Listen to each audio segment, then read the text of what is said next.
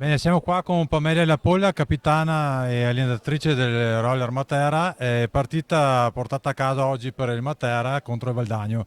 Come hai vissuto tu questa partita, come l'hai vista?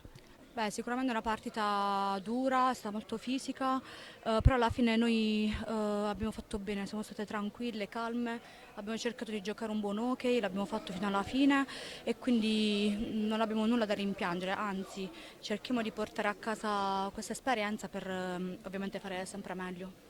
Sì, adesso la prossima partita, se non sbaglio, è il 5 di giugno, è sempre Matera Valdagno, quindi alla prossima partita cosa pensi, cosa pensi accadrà? Beh, sicuramente sarà una partita molto simile a questa qui, ancora più agguerrita forse, perché comunque è una semifinale, ma è come se fosse una finale a tutti gli effetti. E niente, ce la giochiamo, poi il campo parlerà. Bene, allora buona partita per la prossima e un saluto a Pamela Lapolla.